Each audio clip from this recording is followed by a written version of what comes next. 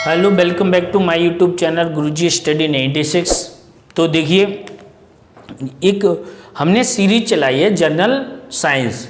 General science में हमने देखिए जो बच्चों की सबसे ज़्यादा जो समस्या रहती है साइंस में कि न्यूमेरिकल को लेकर के प्रॉब्लम रहती है। तो न्यूमेरिकल की जो प्रॉब्लम है वो एक क्रिटिकल प्रॉब्लम होती है। विदाउट इस न्यूमेरिकल सॉल्व किए बच्चे को जो साइंस होती है वो समझ नहीं आती है। तो वहाँ जो मैक्सिमम जो बच्चों की रिक्वायरमेंट है वो ये रहती है कि सर हमको फिजिक्स यो साइंस समझ में नहीं आती। तो साइंस में सबसे बात आती है कि फिजिक्स की। तो फिजिक्स में क्या होता है, मेजरमेंट होता है, मापन होता है।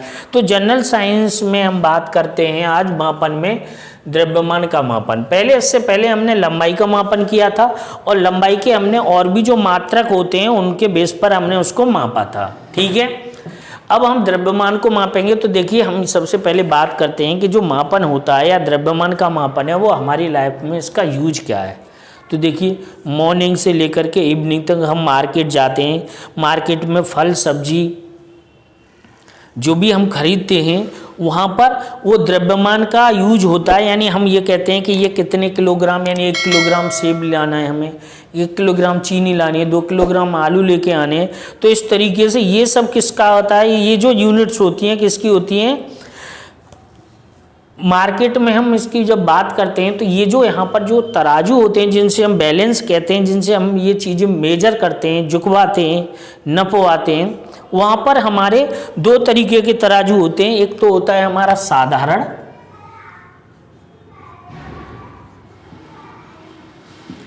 एक होता है साधारण तराजू और दूसरा होता है हमारा इलेक्ट्रॉनिक।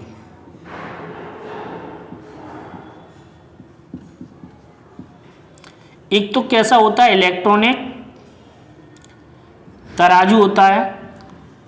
तो इन्हीं पर बेस पर हम इसको मेजर करते हैं। एक तो ये जो अभी जनरल चल रहा है वो इलेक्ट्रॉनिक वाला होता है और एक वैसा होता था जो साधारण था, उसमें रखते थे बैलेंस, इधर से इधर मालूम पड़ जाता। तो इलेक्ट्रॉनिक्स वाले अभी हमारे मार्केट में सबसे ज़्यादा चल रहे हैं। तो हम इनसे जब कोई भी चीज़ खरीदते हैं तो इनसे मेजर कर हम देखेंगे बेटा कि वहाँ पर अगर 100 ग्राम है, 10 ग्राम है, 2-4 ग्राम इधर उधर हो सकता है। लेकिन इसमें क्या है, इलेक्ट्रॉनिक तराजू में क्या होता है, जितना हमने सेट कर दिया, अगर हमने 1 किलो पर 200 ग्राम सेट कर दिया तो 200 ग्राम वो खा करके चले गए। यानी कहने का मतलब है हमें मार्केट में ये दिखेगा कि हमें पूरा 1 किलो मिल रहा है, लेकिन वहाँ पर वो 200 ग्राम हमारा उसने ऐसा सेट कर देगा कि वो 200 ग्राम अपने आप उसमें से चला जाएगा। तो यहाँ पर सबसे शुद्ध साधारण तराजू हो गया जिस पर हम बैलेंस लेके चलते हैं। इलेक्ट्रॉनिक वाला आपने देखा होगा जो जनरल चलता है। अब हमें तराजू के छोड़ करके अभी हमें मास का कन्वर्जन समझना है। तो हम बात करते हैं 1 टन। 1 टन का मतलब होता है 10 कुंतल। क्या होता है, 10 कुंतल।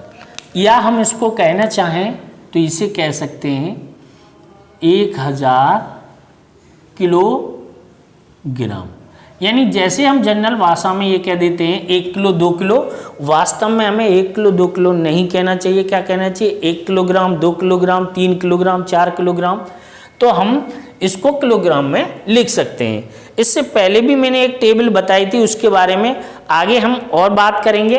अब यहाँ पर मैं यहाँ कहूँ कि यहाँ पर 1 कुंतल,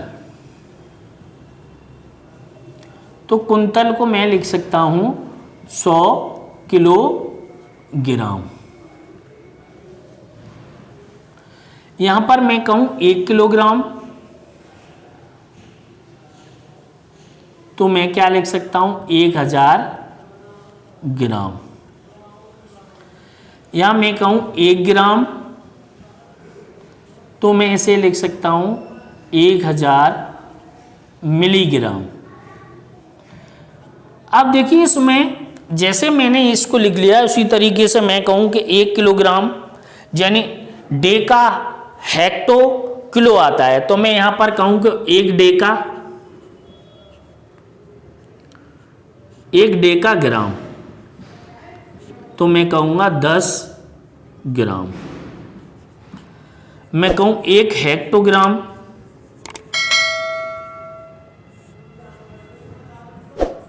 तो मैं कहूँगा 100 ग्राम। यानी मैंने कहा 1 हेक्टोग्राम, तो मैंने क्या कह दिया 100 ग्राम। क्या कह दिया मैंने 100 ग्राम। अगर मैं इसी को कहूँ 1 किलोग्राम, तो मैं क्या कहूँगा 1000 ग्राम। तो ये चीज़ मैंने यहाँ भी बताई थी कि 1 किलोग्राम में 1000 ग्राम होते हैं। तो डेका में 10, हेक्टो में 100, किलो में 1000, फिर deca, hecto, kilo, mega, giga, tera, peta, इस तरीके से होते हैं। तो इस तरीके से हम इसको क्या कर सकते हैं, आगे हम इसमें जब ये जो मार्केट होती है, तो मार्केट में बेटा जैसे अभी मैंने कहा कि 1 किलोग्राम, तो 1 किलोग्राम का एक बाट होगा जिससे हम उसको मेजर कर सकते हैं। तो बाट हमारे क्या होते हैं 20 किलोग्राम, 40, 50,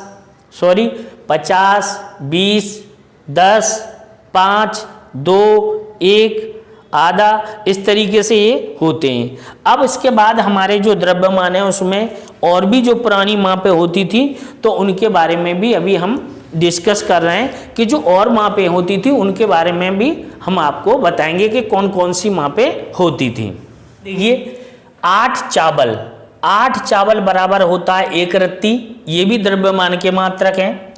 8 चावल बराबर 1 रत्ती, 8 रत्ती बराबर 1 मास, और 12 मास बराबर 1 तौला, और 5 तौला बराबर 1 छटांग।